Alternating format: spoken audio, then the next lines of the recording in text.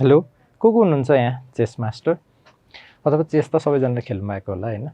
So अब एउटा question के छ भन्दाखेरिमा how many squares and rectangles are there in a standard chess board एउटा स्ट्यान्डर्ड चेस बोर्डमा चाहिँ टोटल नम्बर अफ स्क्वायर्स र रेक्ट्याङ्गल्स कति हुन्छ भनेको छ सो अब यसो हेर्दाखेरिमा चाहिँ अब हेर त चेस बोर्डमा चाहिँ 1 2 3 4 5 6 7 8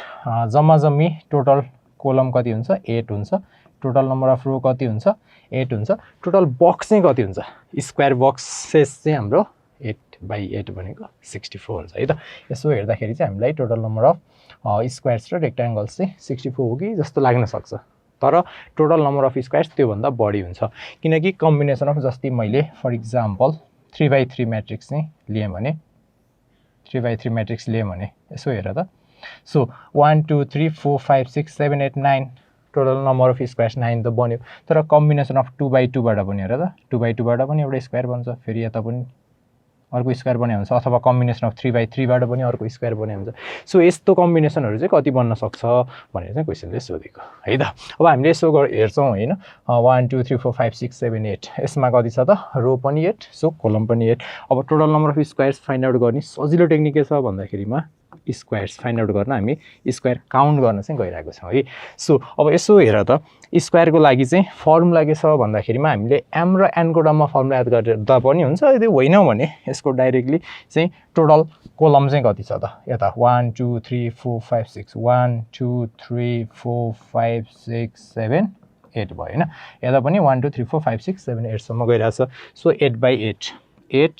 into 8 यो number of column into number of row अब टोटल निकाल्नु पर्ने छ भने के गर्ने एउटा ट्रिक के छ भन्दाखेरिमा सुरुमा चाहिँ 8/8 गर्ने अनि एक एक घटाउँदै जाने के 8 मा पनि 1 माइनस गरे भने कति हुन्छ 7 इन्टु सेकेन्ड 8 बाट पनि मैले के गरेँ 1 माइनस गरेँ प्लस फेरि यसमा पनि -1 गर्दै गयो भने 6/6 हुन्छ एन्ड यो कतिसम्म पुग्छ त भन्दाखेरिमा लास्टमा 1/1 सम्म पुग्छ प्लस अझै पनि यसलाई गर्यो भने 0 इन्टु कहाँसम्म पुग्छ त 0 इन्टु 0 सम्म पुग्छ अब यो 0 भने त 0 हुन्छ सो त्यो एड गरेर परेन सो यसलाई चाहिँ मैले यसो एड गरे भने टोटल नम्बर अफ स्क्वायर पाउँछ है त यसलाई हेर त 8 square plus 7 square plus 6 square हुँदै कहाँसम्म पुग्छौं त हामी 1 स्क्वायर सम्म पुग्छौं यो भनेको sum of square of first n natural numbers यसलाई डाइरेक्टली चाहिँ अब इन्डिभिजुअली 64 प्लस 49 गर्दै जाँदा पनि भयो होइन भने एउटा फर्मुला थियो sum of square of first n natural नम्बरको फर्मुला के थियो त n into n plus 1 2n plus 1/6 so n भनेको कति छ 1 देखि 8 सम्म जाँदा 8 छ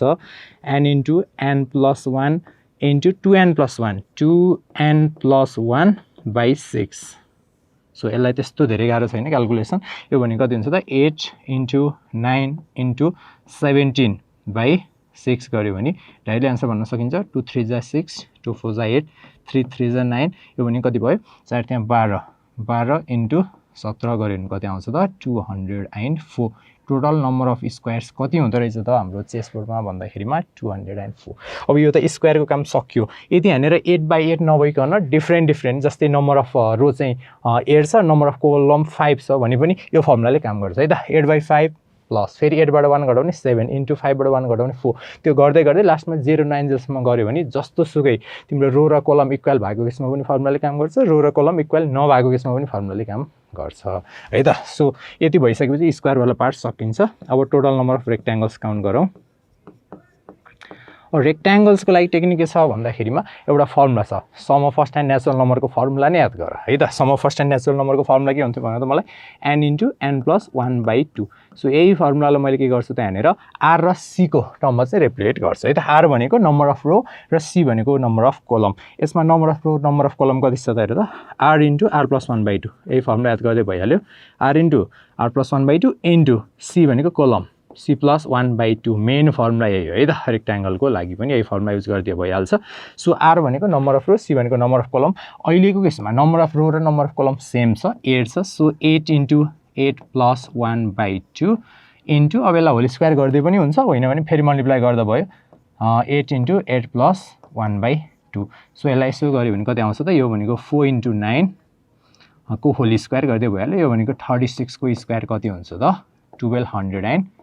1296 so total number of rectangles in a standard chess board चाहिँ कति हुँदो रहेछ त 1296 सो हाम्रो करेक्ट आन्सर कहाँनिर छ हेर त 204 एन्ड 1296 सो अप्सन सी चाहिँ हाम्रो राइट रहेछ यसरी जुनसुकै खालको चाहिँ तिमीहरूलाई चाहिँ यसरी त्यो बक्स दिएर चाहिँ total number of squares total number of rectangles भन्यो भने चाहिँ यही फर्मुला सिम्पल एउटा भनेको चाहिँ यही m into n plus m-1 into n-1 0सम्म जाने प्लस रेक्ट्याङ्गल्सको लागि चाहिँ r इन्टु r प्लस 1/2 र c इन्टु c प्लस 1/2 भन्ने फर्मुलाले निकाल्न सकिन्छ। Thank you so much.